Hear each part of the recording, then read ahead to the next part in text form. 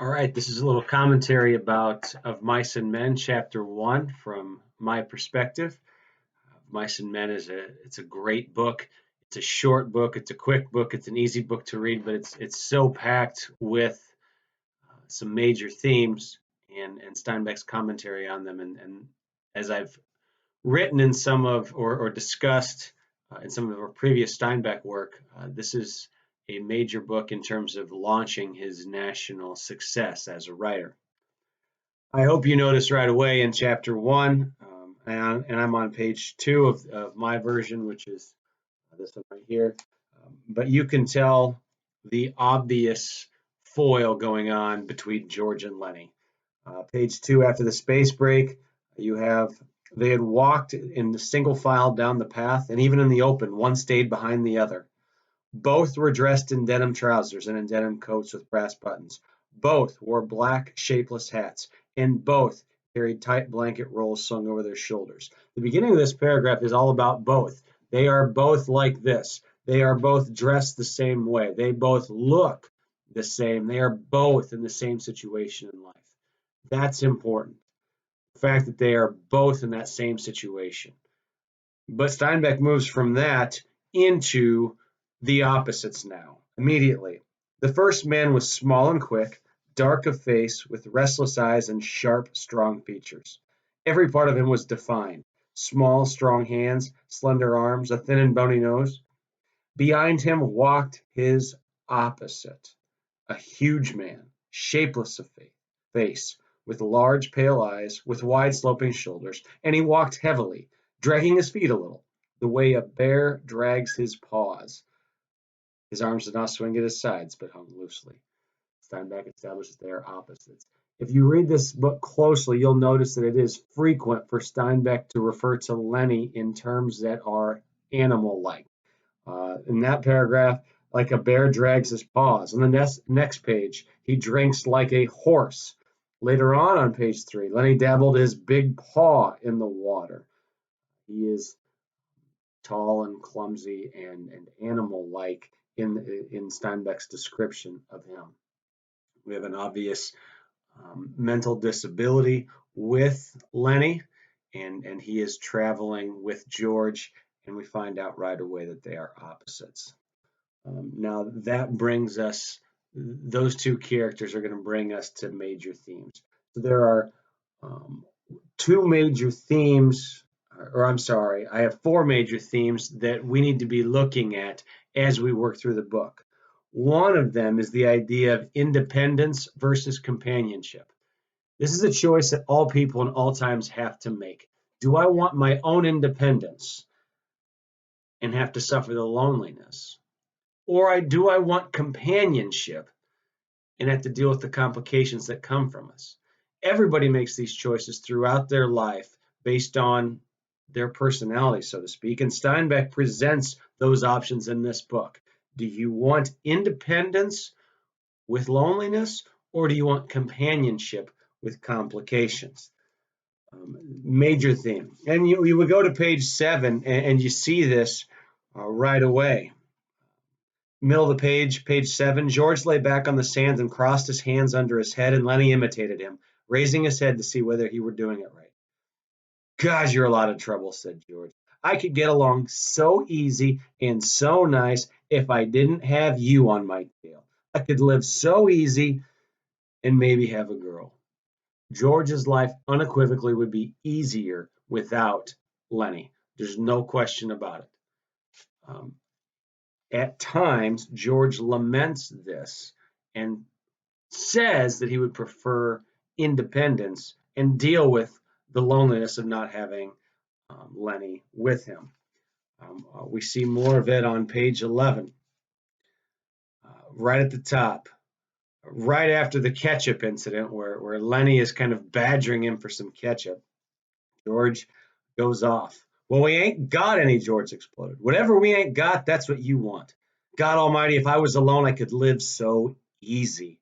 I could get a job and work and no trouble, no mess at all. And when the end of the month come, I could take my $50 and go into town and get whatever I want. Why, I could stay in a cat house all night. I could eat any place I want, hotel or any place, and order any damn thing I could think of, and I could do all that every damn month. Get a gallon of whiskey or sit in a pool room and play cards or shoot pool. He says, and what do I got? I got you. You can't keep a job, and you lose me every job I get. Just keep me shoving all over the country all the time. And that ain't the worst. You get in trouble. You do bad things, and I got to get you out. George's life is more complicated with Lennie. And so we have to be asking then why? Why deal with it? But this is a constant throughout the text. Uh, Page 13, George comes out of it. Page 13, right away we see why George would bother to even think about putting up with this.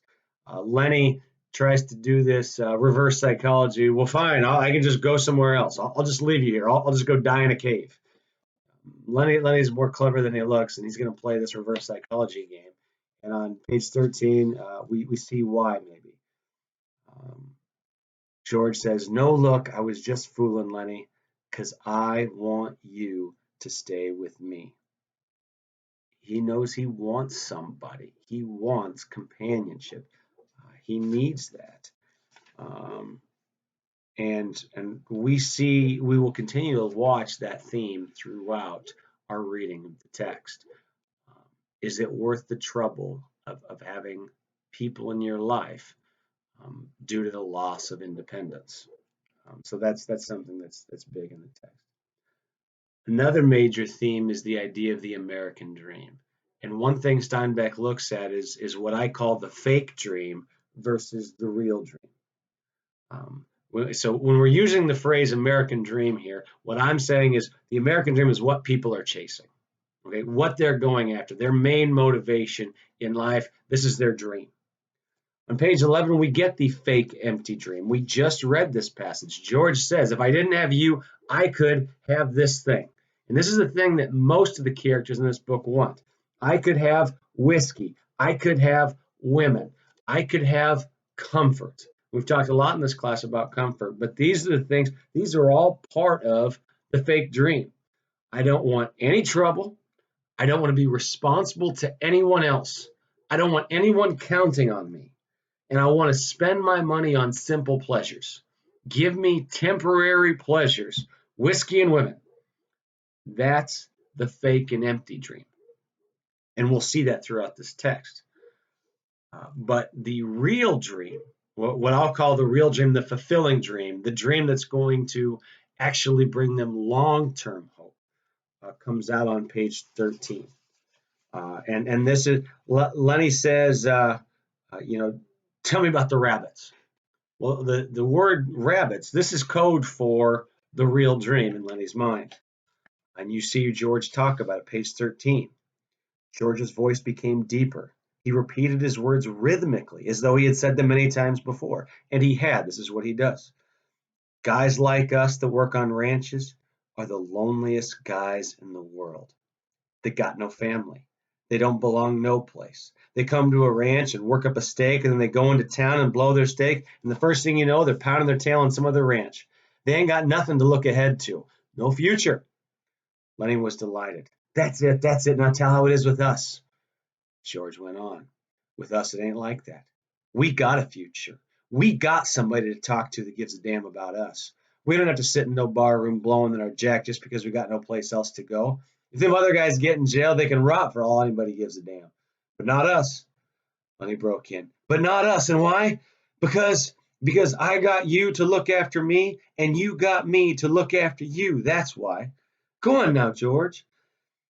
Says, okay, someday we're going to get the jack together. We're going to have a little house and a couple acres and a cow and some pigs and live off the fat of the land, Lennie shouted, and have rabbits. Go on, George. Tell about how we're going to have in the garden about rabbits and the rain and the winter. George says, we'll have a big vegetable patch and a rabbit hutch and chickens. When it rains in the winter, we'll just say the hell with going to work, and we'll build up a fire in the stove and sit around it and listen to the rain coming down on the roof. This picture of the real dream, look carefully at it, and this is what Steinbeck is saying is worth chasing. We have a hope for the future. We have companionship. I got you and you got me.